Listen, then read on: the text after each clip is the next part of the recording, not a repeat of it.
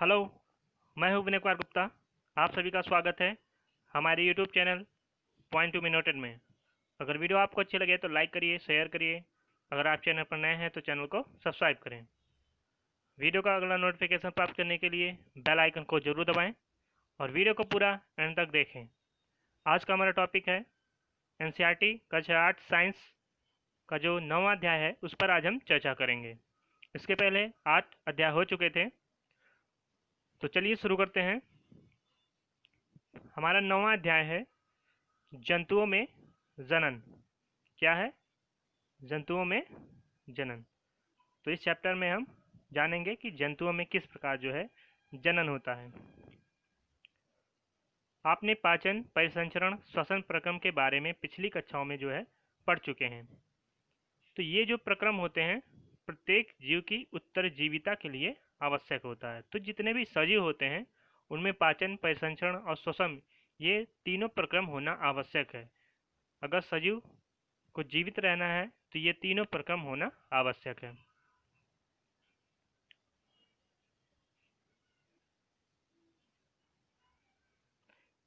जीवों में जनन का विशेष महत्व है क्योंकि यह एक जैसे जीवों में पीढ़ी दर पीढ़ी निरंतरता बनाए रखना सुनिश्चित करते हैं। तो इसीलिए जीवों में जनन आवश्यक है ताकि उनकी पीढ़ी दर पीढ़ी जो निरंतरता है जीवों में वो बनी रहे।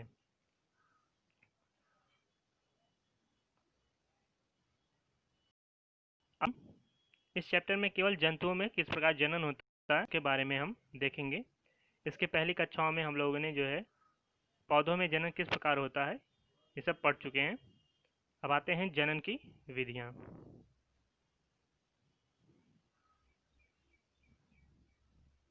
जैसे कुछ जीव होते हैं बच्चों को जन्म देते हैं और कुछ बच्चे कुछ में क्या होता है कि चूजे और इल्ली कैटरपिलर ये किससे निकलते हैं? अंडों से निकलते हैं। तो दो प्रकार से होता है जनन। पौधों की ही तरह जंतुओं में जो जनन होता है उसकी कितनी विधियां हैं? दो विधियां हैं। एक होता है लैंगिक जनन और एक होता है अलैंगिक जनन। तो ये दोनों आप याद रखिए कि जंतुओं में जनन कितनी विधियों से होता है। एक होता है लैंगिक जनन और दूसरा होता है अलैंगिक जनन। तो जो भी इंपॉर्टेंट पॉइंट इसमें होंगे बस उसी पर हम चर्चा करेंगे। यहाँ पर जंतु का नाम दिया है और उसके बच्चे को क्या बोलते हैं ये नाम दिया है। जैसे मनुष्य है, मनुष्य के बच्चे को शिशु बोलते हैं। तो ये जो खाली जगह है आप बताइए, कमेंट करिए इसमें। मुर्गी के बच्चों को क्या कहते हैं? चूजा कहते हैं। कुत्ता को क्या कहते हैं? पिल्ला बोलते हैं। गाय का बछड़ा, मेढक का। तो ये सब जो है आप कमेंट कर सकते हैं, कमेंट करके बताइए। तुम्हारा अगला टॉपिक है, पॉइंट है, वो है लैंगिक जनन। कक्षा 7 में आपने पौधों में जनन के विषय में पढ़ा था, इसे स्मरण करने का प्रयास कीजिए। आपको याद होगा कि लैंगिक जनन करने वाले पौधों में नर और मादा जनांग जो है वो भाग लेते हैं। क्या आप इन भागों के नाम बता सकते हैं? जंतुओं में भी नर एवं मादा में विभिन्न जनन भाग एवं अंग होते हैं। पौधों की ही तरह जंतु भी नर और मादा युग्मक बनाते हैं जो संलयित होकर क्या बनाते हैं? युग्मनज। क्या बोलते हैं इसको? युग्मनज। यह युग्मनज विकसित होकर एक नया जीव बनाता है। तो इस प्रकार का जनन जिसमें नर और मादा युग्मक का संलयन होता है उसको क्या बोलते हैं? लैंगिक जनन। तो यहाँ पर नोट कर लीजिए, जिसमें नर और मादा युग्मक संलयन करते हैं उसको क्या बोलते हैं? लैंगिक जनन। तो जिस जनन में जो है नर और मादा युग्मक का संलयन होता है उसको क्या बोलते हैं? लैंगिक जनन। आइए हम मनुष्य में जनन भागों का पता लगाएं और जनन प्रक्रम का अध्ययन करते हैं। नर जनन अंग। नर जनन अंगों में एक जोड़ा क्या होता है?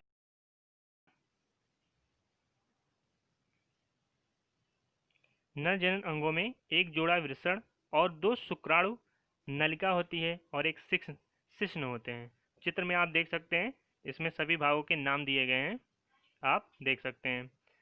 वृषण नर युग्मक उत्पन्न करते हैं जिन्हें क्या कहते हैं, हम शुक्राणु कहते हैं। तो विषण क्या करते हैं,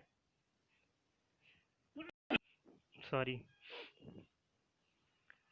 तो जो वृषण होते हैं वो नर युग्मक उत्पन्न करते हैं जिसको क्या बोलते हैं, शुक्राणु बोलते हैं, या इंग्लिश में इसको स्पर्म भी बोलते हैं।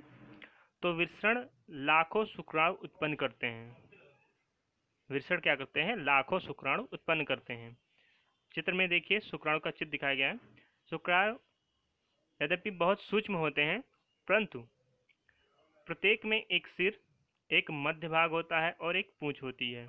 क्या शुक्राणु एकल कोशिका जैसे प्रतीत होते हैं? तो हाँ, जो शुक्राणु होते हैं वो एकल कोशिका होती हैं। आप यहाँ फिगर में देख सकते हैं किस प्रकार इसका फिगर है स्पर्म का। ये ऊपर सिर होता है और बीच में ये मध्य भाग होता है और ये पूंछ होता है पीछे।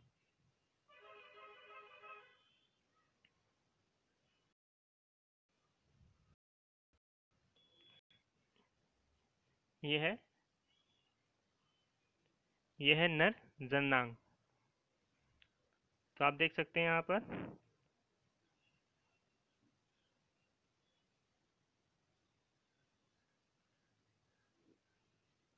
ये है हमारा वृषण, क्या है, वृषण, और ये है शिश्न, और ये इसको शुक्राणु नलिका बोलते हैं। ये जो यहाँ पर नलिका गई है ये शुक्राणु नलिका होती है। अब हम आते हैं मादा जन अंग में। मादा जनांगों में भी एक जोड़ी क्या होती है, अंडाशय और अंडवाहिनी, जिसको डिंब वाहिनी बोलते हैं, और गर्भाशय होता है। तो फिगर में आप देख सकते हैं यहाँ पर ये है गर्भ और ये है आपका अंडाशय और ये अंडवाहिनी होती है।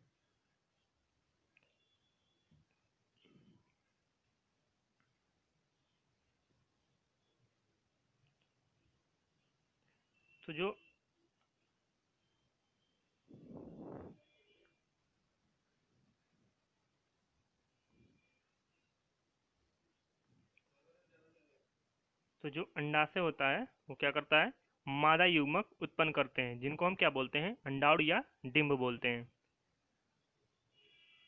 मानव मतलब स्त्रियों में प्रतिमास दोनों अंडाशयों में से किसी एक अंडाशय से एक विकसित अंडाणु या डिंब का निर्मोचन कहाँ होता है, अंडवाहिनी में होता है।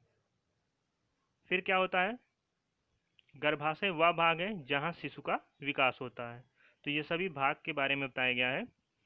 और शुक्राणु की तरह अंडाणु भी क्या होते हैं, एक कोशिका होते हैं। तो ये दोनों चीज़ आप नोट कर सकते हैं, जो शुक्राणु है वो भी एक कोशिका होता है और अंडाणु जो होते हैं वो भी एक कोशिका ही होता है।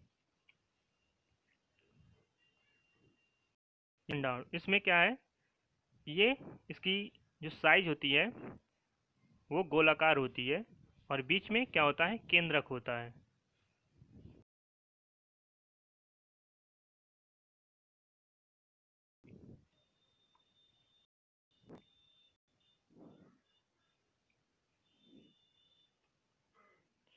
बूझों को पता है कि विभिन्न जंतुओं में अंडे का जो साइज है अलग अलग होता है।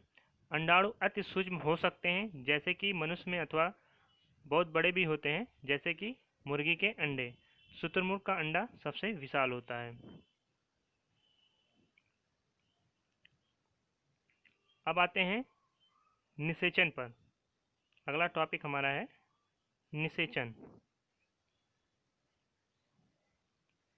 जनन प्रक्रम का पहला चरण शुक्राणु और अंडाणु का संलयन है।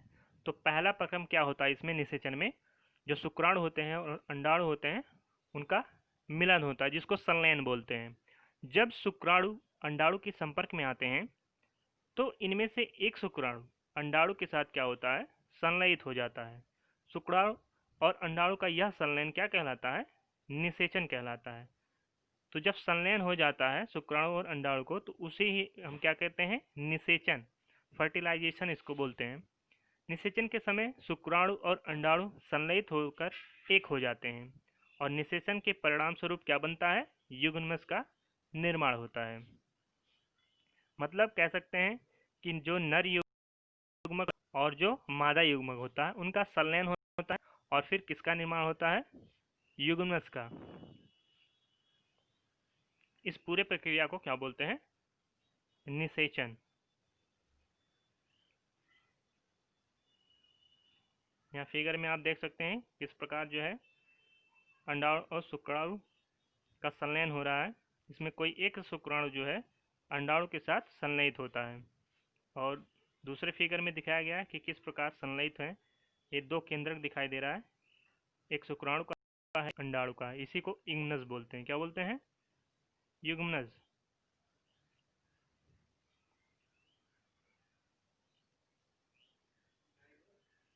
जाइगोट, इसी को जाइगोट बोलते हैं।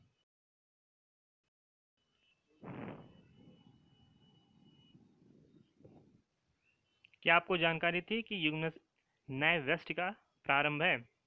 तो निषेचन के प्रक्रम में स्त्री के अंडाणु और नर के शुक्राणु का संयोजन होता है।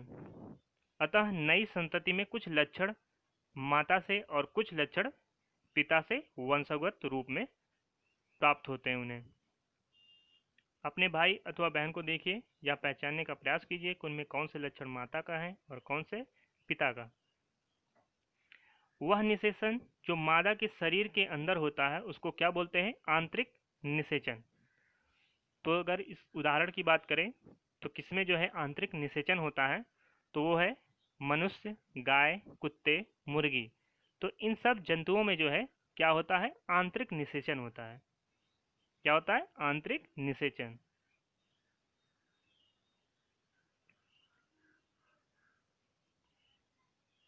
क्या आप प्रखनली शिशु के विषय में सुना है? तो इसके बारे में आप थोड़ा जानिए।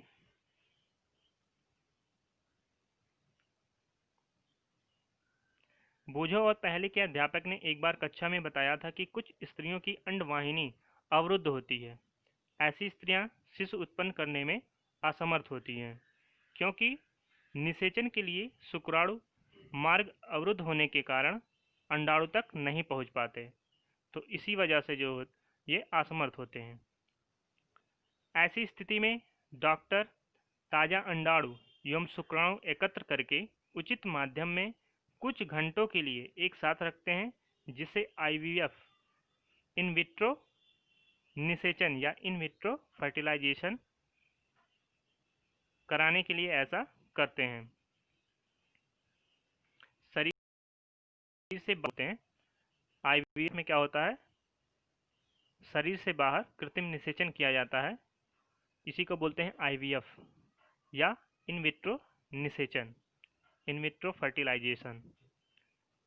अगर निषेचन हो जाता है तो युग्मनज को लगभग एक सप्ताह तक विकसित किया जाता है। बाहर ही एक सप्ताह तक विकसित किया जाता है, जिसके पश्चात उसे माता के गर्भाशय में स्थापित किया जाता है। एक हफ्ते बाद विकसित हो जाता है तो फिर उसको माता के गर्भाशय में स्थापित कर दिया जाता है। माता के गर्भाशय में पूर्ण विकास होता है तथा शिशु का जन्म सामान्य शिशु की तरह ही होता है। इस तकनीक द्वारा जन्मे शिशु को क्या कहते हैं? परखनली शिशु कहते हैं।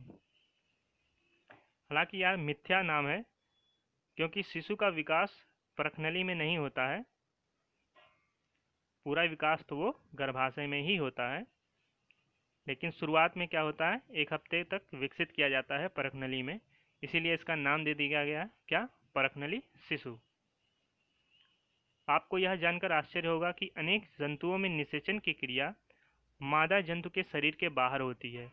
इन जंतुओं में निषेचन जल में होता है, तो ये बाह्य निषेचन हो गया।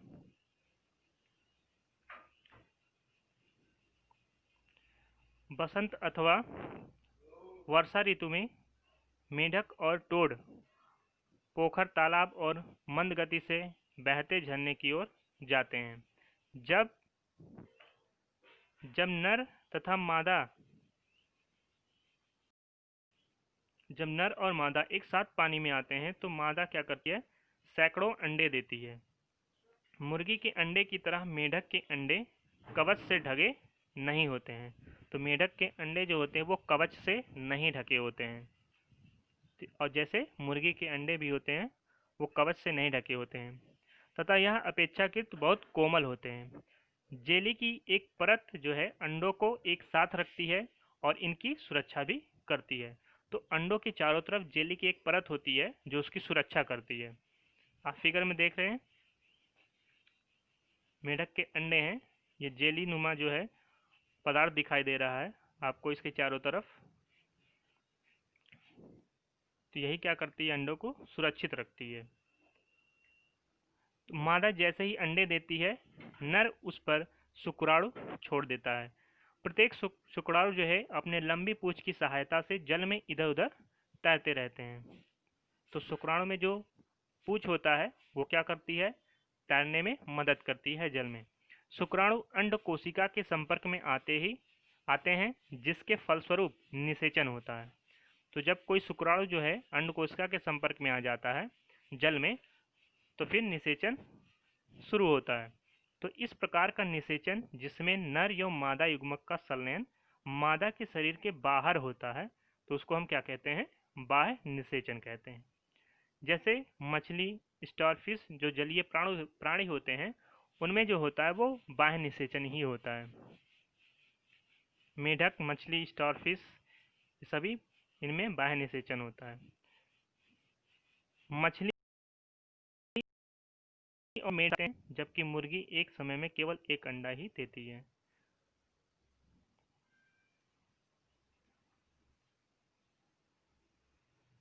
यद्यपि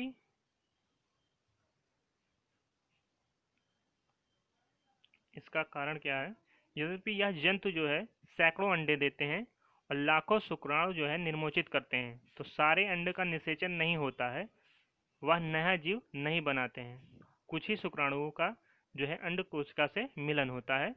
तो इसका कारण यह है कि अंडे एवं शुक्राणु निरंतर जल की गति, वायु एवं वर्षा से प्रभावित होते रहते हैं। तो इसीलिए सभी शुक्राणु जो है नए जीवों को, सभी शुक्राणु अंड कोशिका से मिलके जो है नए जीव उत्पन्न नहीं करते हैं, कुछ ही करते हैं। तालाब में दूसरे ऐसे जंतु भी होते हैं जो इन अंडों को अपना भोजन भी बना लेते हैं। अतः अंड कोशिकाओं एवं शुक्राणुओं की बड़ी संख्या में उत्पन्न होना आवश्यक है, ताकि उनमें से कुछ तो निषेचन सुनिश्चित किया जा सके। तो इसी वजह से लाखों शुक्राणु को छोड़ा जाता है।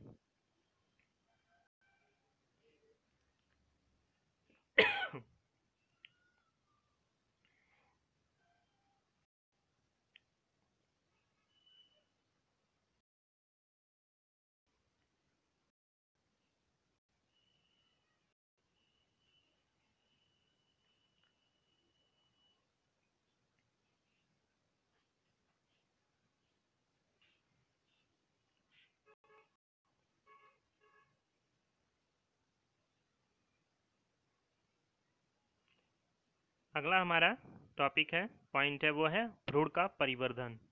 क्या है, भ्रूण का परिवर्धन मतलब भ्रूण किस प्रकार विकसित होता है। निषेचन के परिणाम स्वरूप युग्मनज बनता है, जिसको जाइगोट भी बोलते हैं, जो विकसित होकर भ्रूण में परिवर्तित होता है। फिर युग्मनज लगातार विभाजित होकर कोशिकाओं के गोले में बदल जाता है। इसके बाद युग्मनज क्या करता है, लगातार विभाजित होकर कोशिकाओं के गोले में बदल जाता है। तत्पश्चात कोशिकाएं समूहीकृत होने लगती हैं तथा विभिन्न ऊतकों और अंगों में परिवर्तित हो जाती हैं। तो जब कोशिकाएं मिलेंगी तो क्या, किसका निर्माण होगा, ऊतक का। फिर ऊतक जब मिलने लगेंगी तो उससे अंगों का निर्माण होता है। तो ऐसे ही प्रक्रिया चलती रहती है।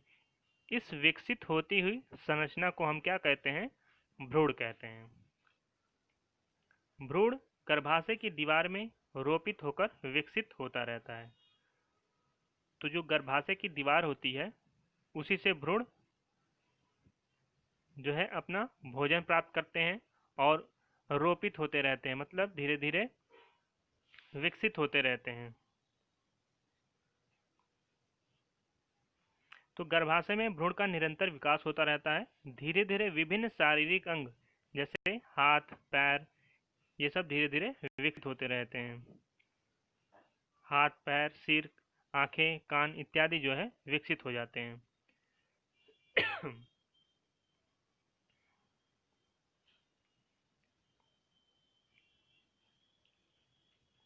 इस फिगर में आप देख रहे हैं, ये रोपित भ्रूण है गर्भाशय में। ये है हमारा अंडाशय, यहाँ से युग्मनज बना, युग्मनज से फिर ये ऐसे से आता हुआ ये विभाजित हो रहा है, देख रहे हैं आप। युग्मनज कई कोशिकाओं में विभाजित होते हुए जब ये गर्भाशय में पहुंचता है तब यहाँ पर उसका धीरे धीरे विकास होता है। धीरे धीरे भ्रूण विकसित होता है और हाथ, पैर, कान, नाक, सिर ये सब विकसित होते हैं।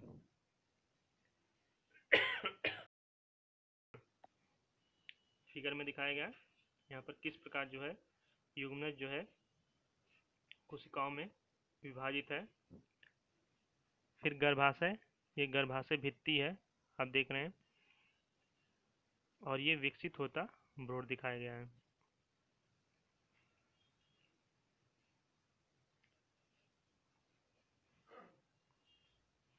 भ्रूण की वह अवस्था जिसमें सभी शारीरिक भागों की पहचान हो सके गर्भ कहलाता है। तो गर्भ ऐसी अवस्था होती है जिसमें सभी शारीरिक जो भाग होते हैं वो पहचान में आने लगते हैं। जब गर्भ का विकास पूरा हो जाता है तो माँ नवजात शिशु को जन्म देती है।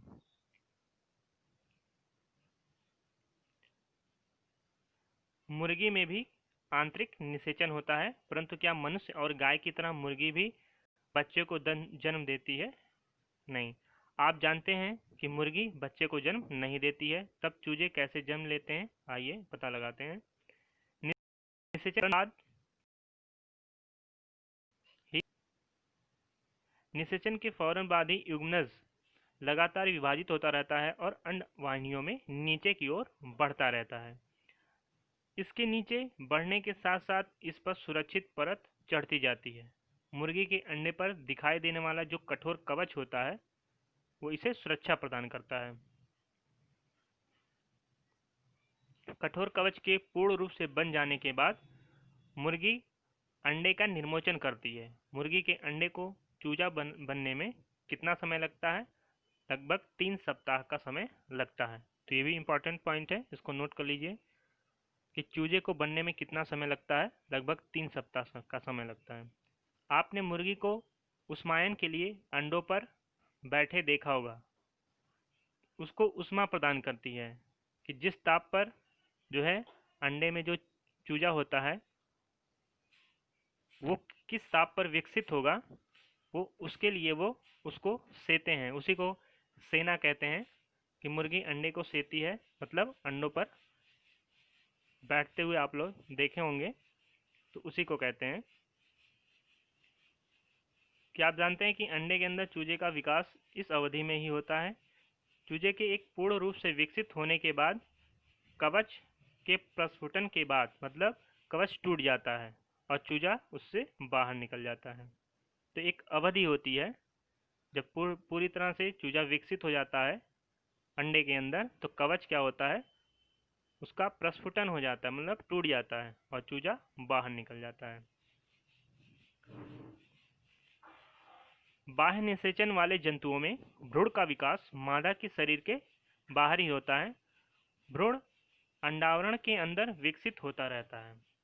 भ्रूण का विकास पूर्ण होने पर आपने तालाब अथवा झरने में मेढक के अनेक टैडपोल तैरते हुए देखे होंगे। तो ये अर्ध विकसित रूप है मेढक का। मेढक के जो बच्चे होते हैं जो अंडे से निकलते हैं उनको टैडपोल बोलते हैं। वो तैरते हुए देखे होंगे आपने, छोटे छोटे। अब आते हैं जरायुज एवं अंड प्रजक जंतु क्या होते हैं। हमने जाना कि कुछ जंतु जो है विकसित शिशु को जन्म देते हैं और कुछ जंतु अंडे देते हैं जो बाद में शिशु में विकसित होते हैं। तो जरायुज क्या होता है? वह जंतु जो सीधे ही शिशु को जन्म देते हैं उनको हम क्या बोलते हैं? जरायुज जंतु बोलते हैं। तो जो सीधे शिशु को जन्म देते हैं वो जरायुज जंतु कहलाते हैं, और वह जंतु जो अंडे देते हैं उनको अंड प्रजक जंतु कहते हैं। क्या कहते हैं? अंड प्रजक जंतु।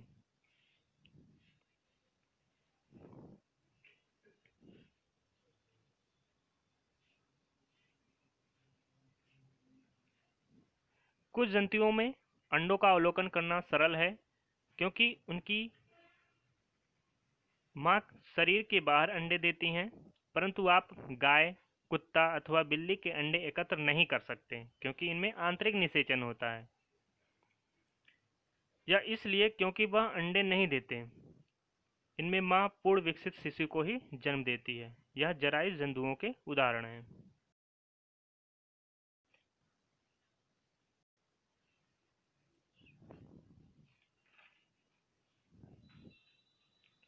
अगला हमारा टॉपिक है शिशु से वयस्क।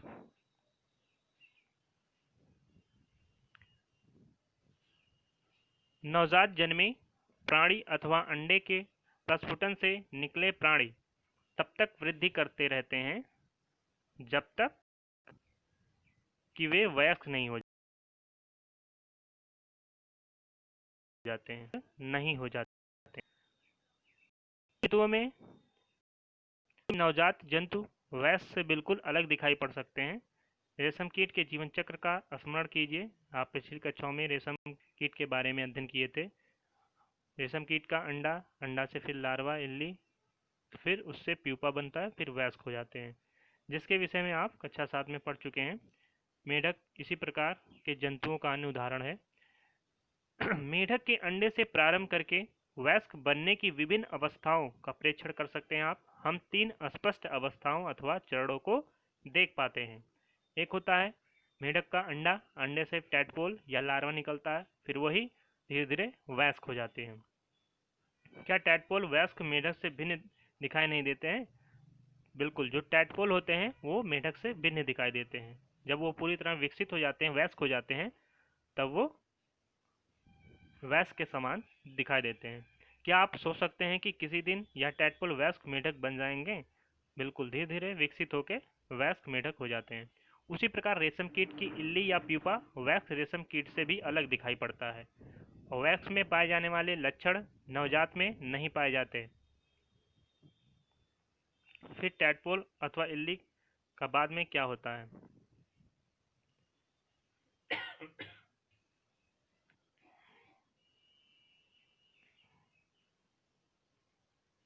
फिगर में आप देख सकते हैं, ये अंडे जल में छोड़ती है, शुक्राणु उससे मिलके ये टैडपोल जो आरंभिक इसी प्रकार दिखाई देते हैं, जो वयस्क मेढक से भिन्न दिखाई दे रहा है। फिर धीरे धीरे ये विकसित होते हैं, फिर विकसित होकर वयस्क मेढक में परिवर्तित हो जाते हैं। ये सब जल में प्रक्रिया होती है, बाह्य निषेचन होता है इनमें। आपने एक सुंदर सलभ को कोकून से बाहर निकलते देखा होगा। टैडपोल रूपांतरित होकर वयस्क में बदल जाता है, जो छलांग लगा सकता है और तैर सकता है। कुछ विशेष परिवर्तनों के साथ टैडपोल का वयस्क में रूपांतरण कायांतरण कहलाता है। कायांतरण क्या है? कुछ विशेष परिवर्तनों के साथ टैडपोल का वयस्क में रूपांतरण कायांतरण कहलाता है। जैसे जैसे हम बड़े होते हैं, हम शरीर में किस प्रकार के परिवर्तन देखते हैं? क्या आप सोच सकते हैं? हमारा भी कायांतरण होता है।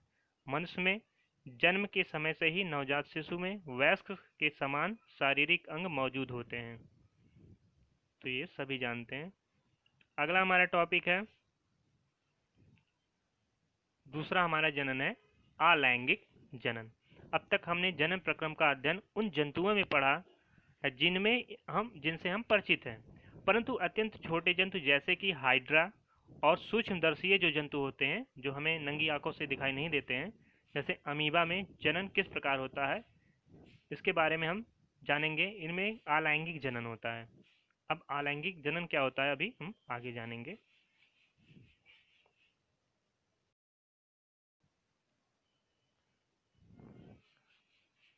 ये एक क्रियाकलाप दिखाया गया यहाँ पर। हाइड्रा की अस्थायी स्लाइड लीजिए। आवर्धक लेंस अथवा सूक्ष्मदर्शी की सहायता से इस स्लाइड का अध्ययन कीजिए। जनक के शरीर से क्या कुछ उभरी संरचनाएं दिखाई देती हैं? इन उभरी हुई संरचनाओं की संख्या ज्ञात कीजिए, इनका साइज भी ज्ञात कीजिए। हाइड्रा का चित्र वैसा ही बनाइए जैसा आप देखे हैं। तो यहाँ फिगर में दिखाया गया है हाइड्रा का मुकुलन। तो आप देख रहे हैं कि यहाँ पर कुछ मुकुल, ये जो उभरा हुआ भाग है इसको मुकुल बोलते हैं, इन्हीं का मुकुलन होता है और यही होता है अलैंगिक जनन। और धीरे धीरे विकसित होकर एक नया हाइड्रा जीव विकसित हो जाता है।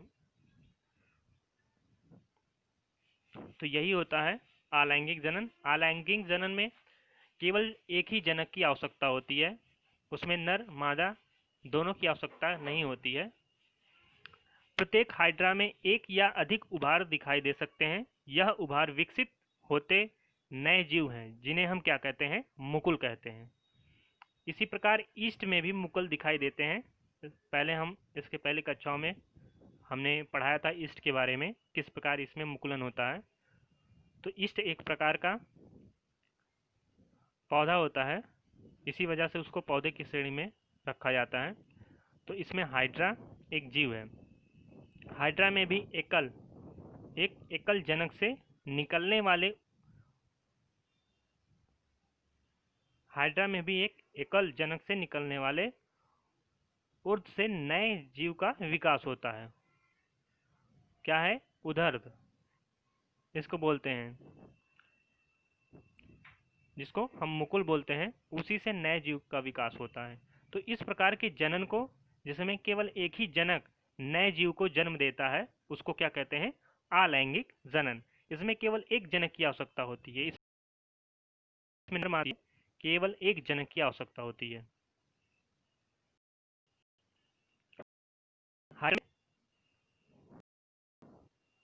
हाइड्रा में मुकुल से नया जीव विकसित होता है, इसलिए इस प्रकार के जनन को क्या कहते हैं? मुकुलन कहते हैं। क्या कहते हैं? मुकुलन।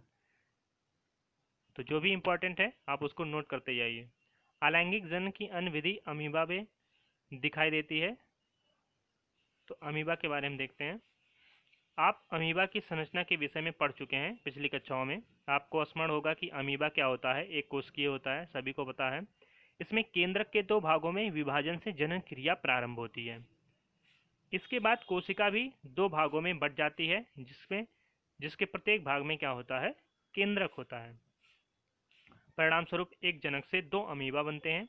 इस प्रकार के अलैंगिक जनन को, जिसमें जीव विभाजित होकर दो संतति उत्पन्न करती हैं, द्विखंडन कहलाता है। क्या कहलाता है? द्विखंडन। तो अमीबा में किस प्रकार द्विखंडन है आप फिगर में देख सकते हैं।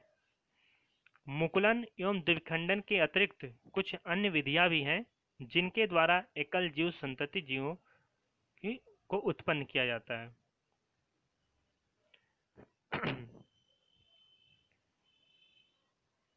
तो फिगर में आप देख रहे हैं यहाँ पर विभाजित केंद्रक है, ये अमीबा है।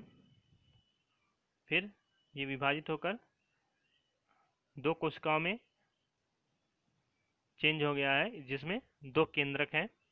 फिर ये धीरे धीरे पूरी तरह से अलग हो जाते हैं और दो अलग अलग संतति का निर्माण हो जाता है, अर्थात इसमें अमीबा में द्विखंडन हो रहा है।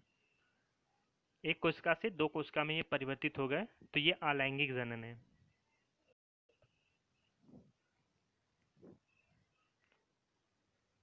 अब आते हैं, एक बहुत ही इंटरेस्टिंग टॉपिक है डॉली की कहानी, क्लोन।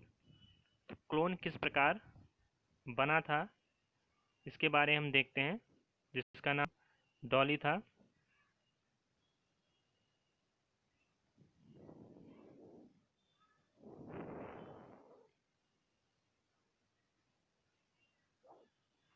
किसी समरूप कोशिका या किसी अन्य जीवित भाग अथवा संपूर्ण जीव को कृत्रिम रूप से उत्पन्न करने की प्रक्रिया क्या कहलाती है? क्लोनिंग कहलाती है। तो पहले तो आप यही जानिए कि क्लोनिंग होता क्या है। किसी समरूप कोशिका या किसी अन्य जीवित भाग अथवा संपूर्ण जीव को कृत्रिम रूप से उत्पन्न करने की प्रक्रिया क्या कहलाती है? क्लोनिंग। किसी जंतु की सफलतापूर्वक क्लोनिंग सर्वप्रथम किसने किया था? इयान विल्मट और उनके सहयोगियों ने एडिनबर्ग, स्कॉटलैंड के रोजनेल इंस्टीट्यूट में की थी। तो ये आपको याद रखना है कि सफलतापूर्वक क्लोनिंग किसने की थी? इयान विल्मट और उनके सहयोगियों ने कहाँ की थी? एडिनबर्ग, स्कॉटलैंड के रोजनेल इंस्टीट्यूट में। आप इसका स्क्रीनशॉट भी ले सकते हैं। उन्होंने एक भेड़ को क्लोन किया जिसका नाम क्या था? डॉली रखा गया। डॉली का जन्म कब हुआ था? 5 जुलाई 1996 को हुआ था। यह क्लोन किया जाने वाला पहला स्तनधारी था जिसका नाम क्या था? डॉली। कब जन्म हुआ था उसका? 5 जुलाई 1996 को।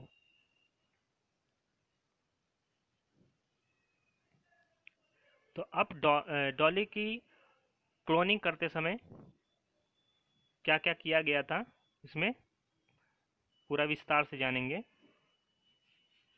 आप फिगर में देख रहे हैं, ये पहला है फिन डॉर्सेट भेड़, ये मेल है फिन डॉर्सेट भेड़, और एक है ये दूसरा जो है स्कॉटिश ब्लैकफेस ईव, ये फीमेल है, फीमेल भेड़। और इन दोनों के द्वारा जो है डॉली का निर्माण हुआ था, जिसको क्लोन के द्वारा निर्माण हुआ था। डॉली नाम रखा गया था उसको। डॉली की क्लोनिंग करते समय फिन डॉर्सेट नामक मादा भेड़ की स्तन ग्रंथि से एक कोशिका एकत्र की गई थी। तो पहली जो फिन डॉर्सेट नामक मादा भेड़ थी, ये फीमेल थी। फिन डॉर्सेट क्या थी? फीमेल भेड़। इसके स्तन ग्रंथि से एक कोशिका एकत्र की गई थी। फिर उसी समय स्कॉटिश ब्लैकफेस ईव से एक अंड कोशिका भी एकत्र की गई थी। ये था हमारा मेल। फिर अंड कोशिका से केंद्रक को हटा दिया गया। क्या किया गया? अंड कोशिका से केंद्रक को हटा दिया गया। तत्पश्चात फिन डॉर्सेट भेड़ की स्तन ग्रंथ से ली गई जो कोशिका थी के केंद्रक का स्कॉटिश ब्लैकफेस ईव के केंद्रक विहीन अंड कोशिका में स्थापित कर दिया गया। इस प्रकार उत्पन्न अंड कोशिका को स्कॉटिश ब्लैकफेस ईव में रोपित किया गया। अंड कोशिका का विकास एवं परिवर्धन सामान्य रूप से हुआ और अंततः डॉली का जन्म हुआ। यद्यपि स्कॉटिश ब्लैकफेस ईव ने डॉली को जन्म दिया था, परंतु डॉली फिन डॉर्सेट भेड़ के समरूप था। किसके समरूप था? फिन डॉर्सेट भेड़ के समरूप थी, जिससे केंद्रक लिया गया था। क्योंकि स्कॉटिश ब्लैकफेस ईव के केंद्रक को अंडकोशिका से हटा दिया गया था, अतः डॉली में स्कॉटिश ब्लैकफेस ईव का कोई भी लक्षण परिलक्षित नहीं हुआ। केवल किसका परिलक्षित हुआ? फिन डॉर्सेट भेड़ का, क्योंकि उसी के समरूप वो दिखाई दिया, क्योंकि उसमें केंद्रक था, जबकि जो अंडकोशिका था उसका जो केंद्रक था उसको निकाल दिया गया था। डॉली एक फिन डॉर्सेट भेड़ की स्वस्थ क्लोन थी, जिसने प्राकृतिक लैंगिक जनन द्वारा अनेक संततियों को जन्म दिया। दुर्भाग्य से फेफड़े के रोग के कारण 14 फरवरी 2003 को डॉली की मृत्यु हो गई थी। तो डॉली की मृत्यु कब हुई थी? 14 फरवरी 2003 को। डॉली के बाद स्तनधारियों के क्लोन बनाने के अनेक प्रयास किए गए, परंतु बहुत से जन्म से पहले ही मर गए तथा कुछ की जन्म के बाद की मृत्यु हो गई। तो क्लोन वाले जंतुओं में अक्सर जन्म के समय अनेक विकृतियां होती हैं। तो ये पहला जो है सफलतापूर्वक क्लोनिंग किया गया था एक भेड़ का, उसका नाम क्या था? डॉली। तो इसको आप याद रखिए। अब हम इस चैप्टर में क्या सीखें उसको देखते हैं। जंतु दो विधियों द्वारा प्रजनन करते हैं, एक होता है लैंगिक जनन, एक होता है अलैंगिक जनन। नर युवक मादा युवक के संलयन द्वारा जनन को लैंगिक जनन कहते हैं। अंडाशय, अंडवाहिनी और गर्भाशय मादा के जनन अंग है। नर के जनन अंग क्या होते हैं? वृषण, शुक्राणुनली और शिश्न। अंडाशय मादा उत्पन्न करते हैं जिसे अंडाणु कहते हैं। वृषण नर युग्म उत्पन्न करते हैं जिसे हम क्या कहते हैं? शुक्राणु या स्पर्म कहते हैं। अंडाणु एवं शुक्राणु का संलयन निषेचन कहलाता है। निषेचित अंडा युग्मनज या जाइगोट कहलाता है। मादा के शरीर के अंदर होने वाले निषेचन को आंतरिक निषेचन कहते हैं। यह मनुष्य एवं अन्य जंतुओं जैसे कि मुर्गी, गाय, कुत्ते इत्यादि में होता है आंतरिक निषेचन। और वह निषेचन जो मादा के शरीर के बाहर होता है उसको क्या बोलते हैं? बाह्य निषेचन। यह मेढक, मछली, स्टारफिश इत्यादि में दिखाई देता है। युग्मनज में अनेक विभाजन होते हैं तथा भ्रूण बनता है।